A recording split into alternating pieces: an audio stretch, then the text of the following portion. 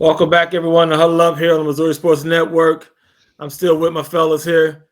The big fella who doesn't like his nickname, Big Fella, but I'm sorry, Big Fella. It is what it is. Guy Newcomb over there and Coach DA. I'm Johnny Mack. I'll call myself Big Fella, too, if that make you feel better, guy. Hey, right now it's our third and final segment. We're going to talk a little bit about our favorite Chiefs fan, but maybe there's nothing to talk about. Guy, any new news on Chiefaholic? No, I still no idea where he is. A lot Really? of folks thought he might show up at the draft. I can't imagine he'd be that stupid. I mean, for him to elude the authorities as long as he has at this point, he is not an idiot.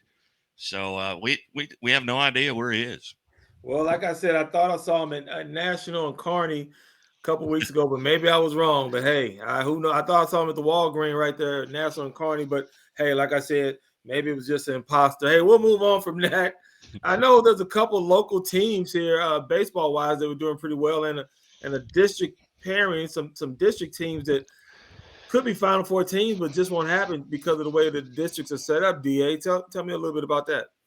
Yeah, I think in Class 5 here in Southwest Missouri, you have Glendale, Camdenton, and Willard, who are all 1, 2, 3, respectively, and they're all in the same district. So something's got to give, and I would love to be a fly on the wall in that district seed meeting. Yeah. There's going to be a lot of finagling um, going on to try to make sure matchups and uh, you know uh, looking forward to pitching. How are you going to do your rotation and things like that? Because somebody's going to eat up a good pitcher in a semifinal. Yeah. Um, that's going to eat up a lot of innings and eat up a very good starter before you even get to the championship game. Right. So um, interesting time ahead. Fort Zumwalt, their school district has 4 schools. 3 of those 4 schools are state ranked in baseball in Class 5 and 6. So it's getting ready to gear up for state play, and that's always a fun time of year. And same way with girls soccer. Throughout the state, a lot of good soccer teams, especially in the Kansas City, St. Louis area, and it's a fun time of year. Fun times, big fella over there. What are your thoughts on the local scene, guys? There are a couple teams you want to acknowledge here. Well, first off, Ash Grove is still undefeated. They're the only undefeated team in the state of Missouri at the baseball level, and they've recently just jumped into the number one ranking in the state of Missouri. They're 16-0 on the season. Got a big win over a very good Clever team last week that was 21-1 and ranked in the state in Class 3, and Ash Grove kind of went and handled them a little bit, 8-2. Ash Grove, you can put 3 guys out there at a Class 2 school, put 3 guys out there that are at mid to upper 80s, and throw strikes. You're in good shape. And like what Da was talking about with that Glendale, Camdenton, Willard, that district's all going to be about who gets that 1 seed. I mean, right now Glendale's number 1 ranked team in the state, but they lost to Camdenton. So does Camdenton get the 1 seed? Whoever gets that 1 seed is going to save a pitcher.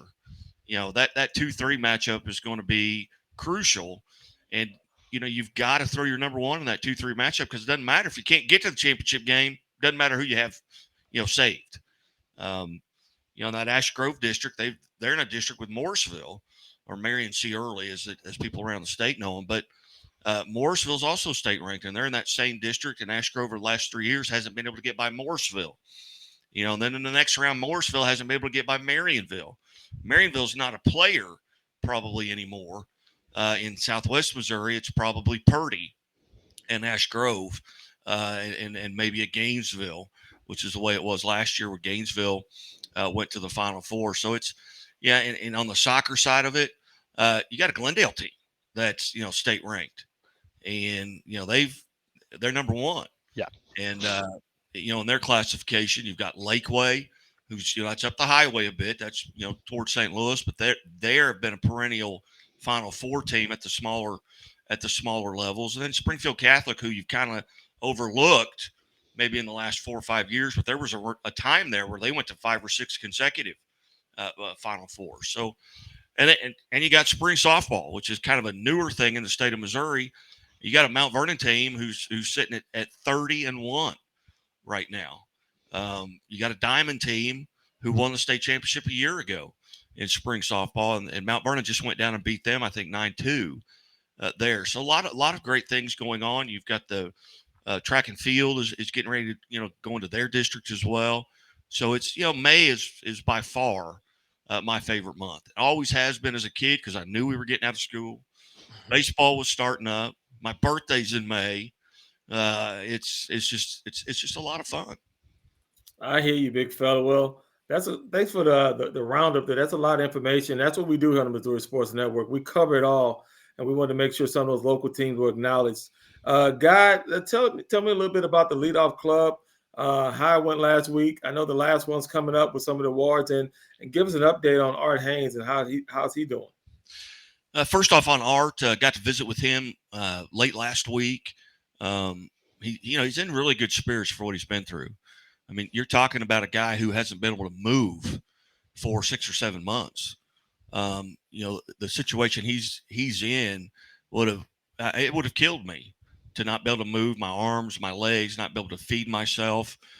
He's kind of coming around. He's getting use of his hands.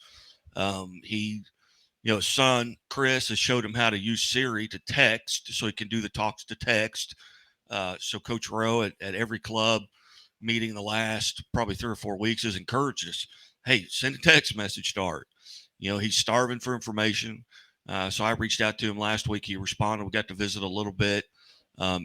Hopefully by the end of this month or maybe middle of next month, he gets to come back down to Springfield to continue his rehabilitation. Unfortunately, he still has the trachea, and that's just, a month ago he went through double pneumonia, and they can't keep him free of that pneumonia long enough to be able to remove that trach from his throat. And a lot of that's because he's not able to move, and he's on his back, and that fluid settles in his lungs. He is able to stand up, with obviously a lot of help.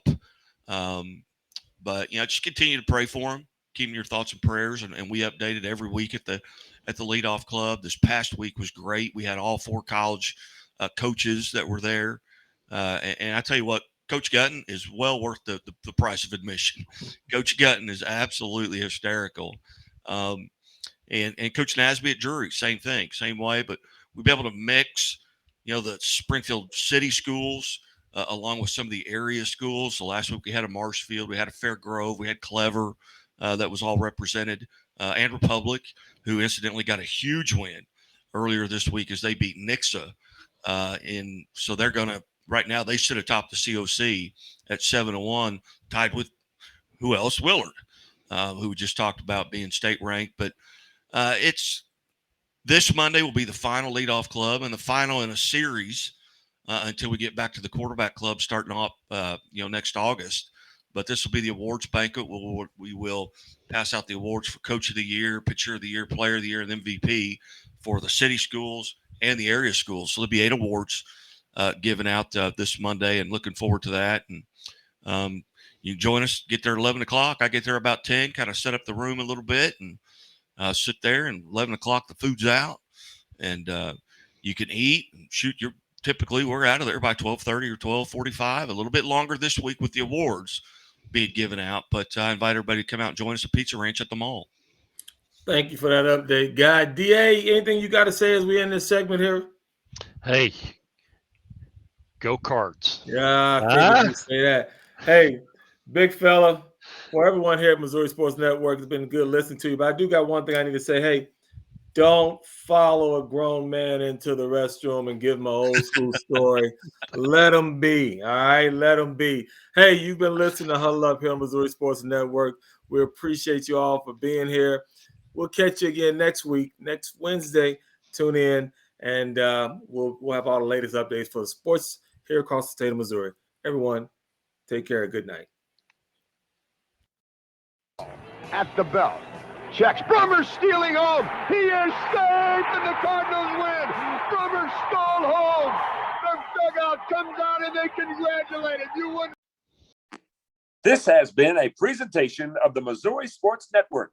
Thank you for tuning in.